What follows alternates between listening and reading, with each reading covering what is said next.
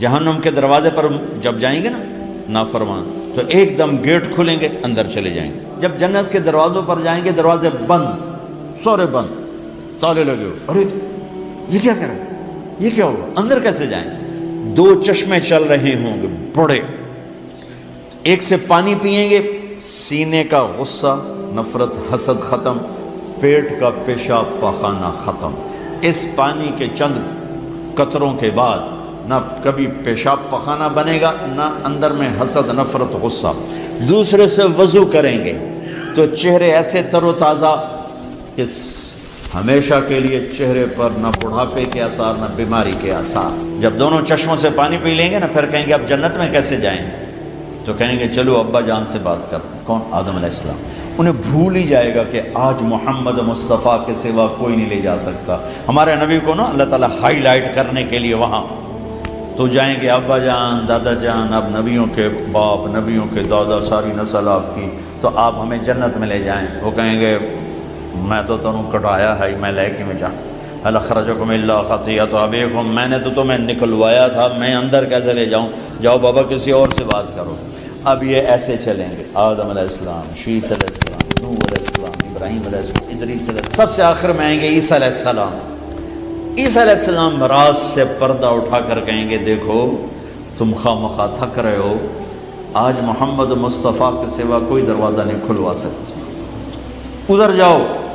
اس میں صرف امت نہیں ہوگی، باقی بھی ہوں گے۔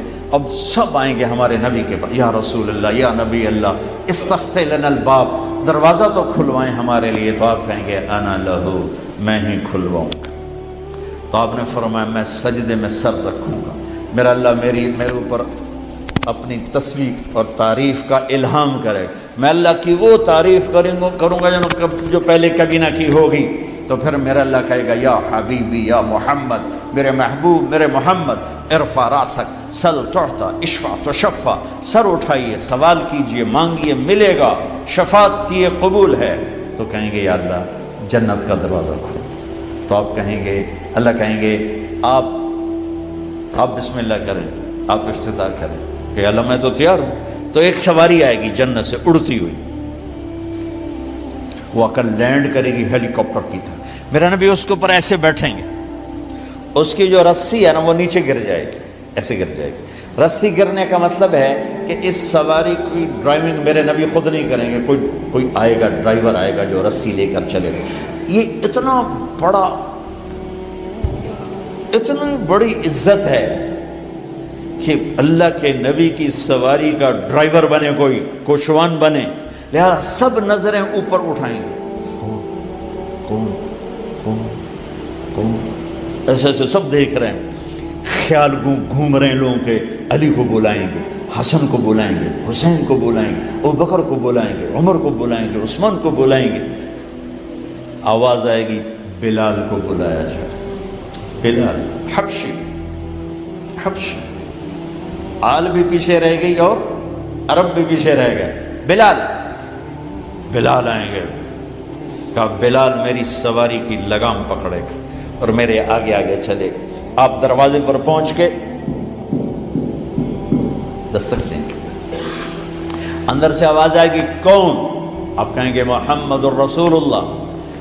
وہ کہیں گے یا رسول اللہ میں ہوں جنت کا جی ایم، آج کی زبان میں جی ایم، میں ہوں جنت کا جی ایم، جنرل مینیجر ہیں، میرا نام ہے رضوان۔ مجھے اللہ نے کہا تھا جب میرے نبی نوک کریں تو تم نے کھولنا ہے، کسی فرشتے سے نہیں کھلوانا۔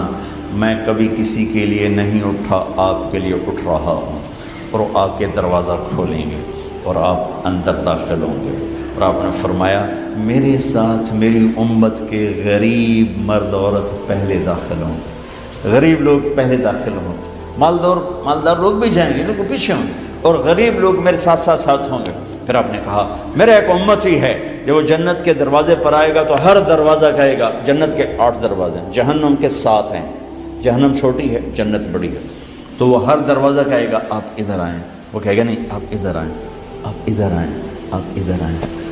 ہر دروازے کی تمنا ہوگی یہ نیک بندہ میرے اندر سے گزرے۔ تو سلمان فارسی ہوں ذرا اوپر ہو کر کہنے لگے یا رسول اللہ یہ کون ہے؟